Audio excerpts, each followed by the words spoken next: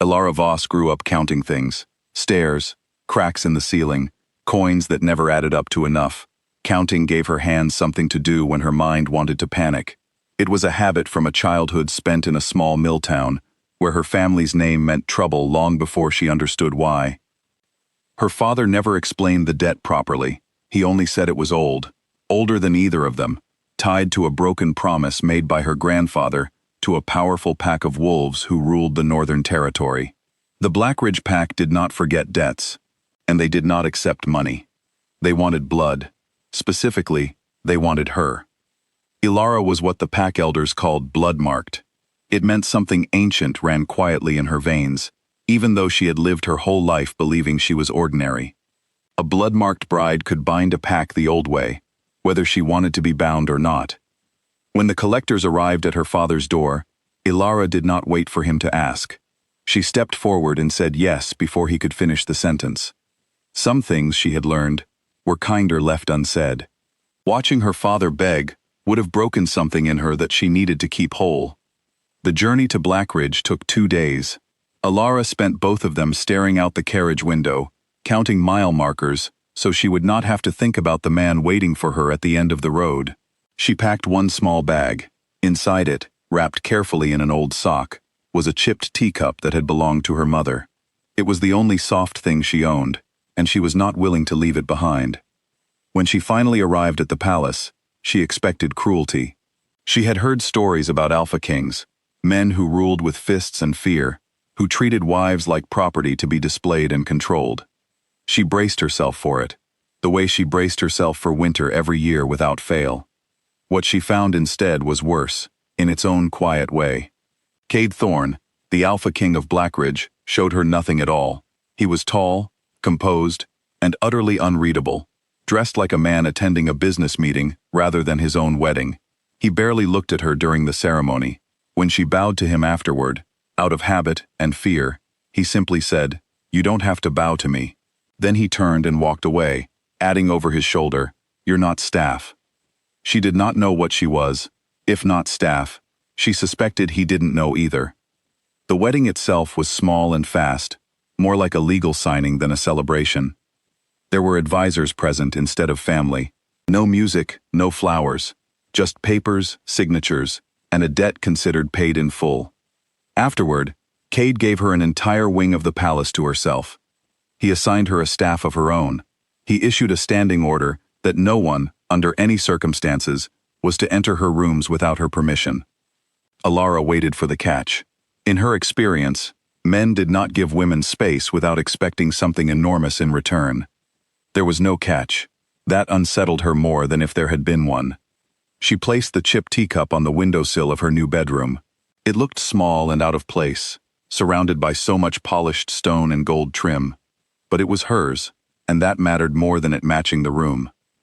Over the following weeks, small things began to happen that Elara could not easily explain away. At dinner one evening, she quietly avoided the shellfish dish without saying why.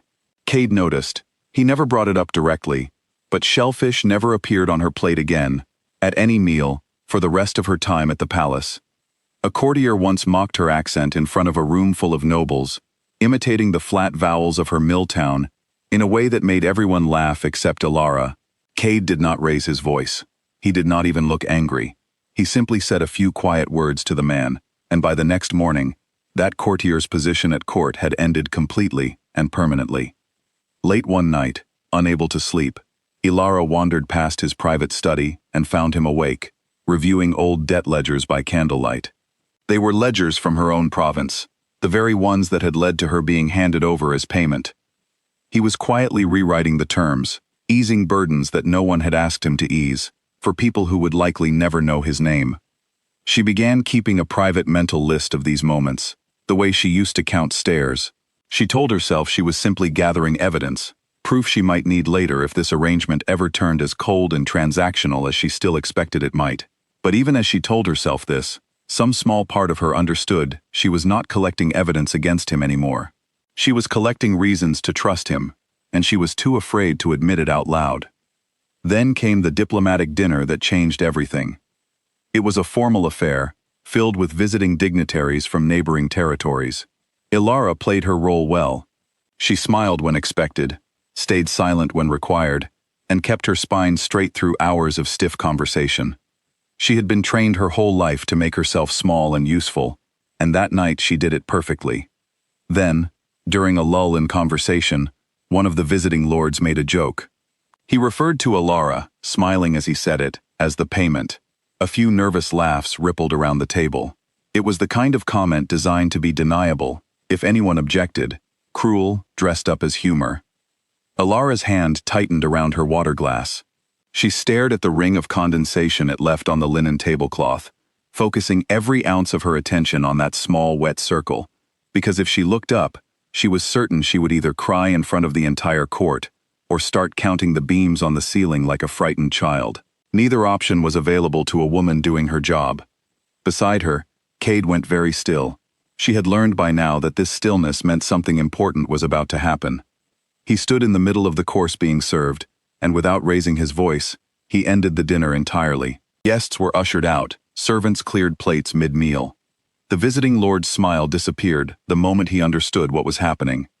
Once they were alone in the hallway outside, Elara rounded on Kade, more embarrassed than grateful. "Fine, great, wonderful," she said, arms crossed. "Now everyone at court thinks I'm too fragile to sit through one dinner." Kade did not raise his voice, as usual.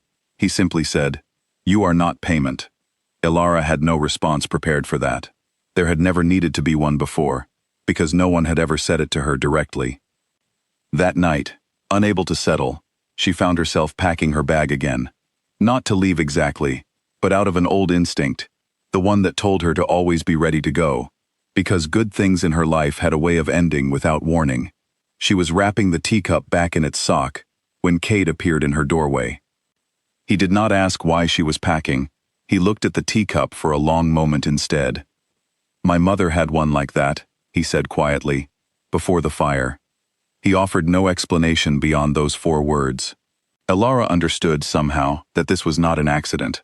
Some sentences cost too much to explain twice, and asking him to elaborate would have been unkind. She simply nodded, and let the unspoken sit quietly between them, unresolved, the way important things sometimes need to sit before they can be understood.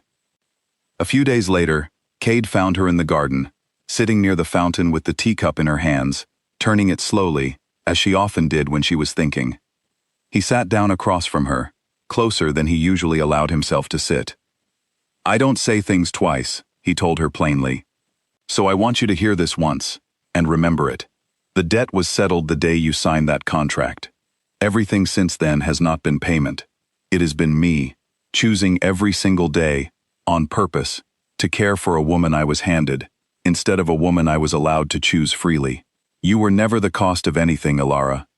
You are the only thing in this palace I did not inherit." For the first time since arriving at Blackridge, Elara did not know what to count to steady herself. There was nothing to count. There was only his voice, steady and certain, and the quiet garden around them, and the strange, unfamiliar feeling of being chosen rather than simply accepted. She did not answer him right away. Some truths take a moment to settle into a person before they can be believed, but she did not look away from him either, and for Kade, that was answer enough. In the weeks that followed, small things continued to change between them, gently, without any grand announcement. Kade began seeking her opinion on matters of the court, not because tradition required it, but because he genuinely wanted to know what she thought. Elara found herself relaxing in small ways she had not allowed herself in years, no longer bracing quite so hard for the next disaster. There was no final battle to fight, no enemy to defeat, no crown to reclaim. The ending, when it came, was smaller than that, and far more meaningful.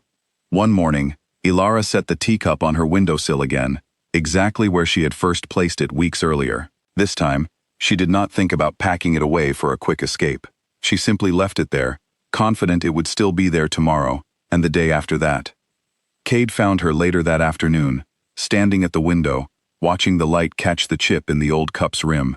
He said nothing about it. He did not need to. He simply stood beside her, silent and steady, the same way he handled everything that mattered most to him. Some men announce their devotion loudly, with declarations and grand gestures meant for an audience. Kade Thorne was not that kind of man. His worship was quieter than that, built instead from small, repeated choices, remembering what she could not eat, defending her without being asked, rewriting old debts that were never his to fix, and making certain that she never once had to ask him twice for anything again. Elara had come to Blackridge believing she was payment for a debt 3 generations old. She left that belief behind slowly, the same way winter eventually gives way to spring, without one single dramatic moment marking the change. By the time she understood what had truly happened, she was no longer the woman who had arrived counting mile markers out of fear. She was simply home, and for the first time in her life, home did not feel like something she had to earn.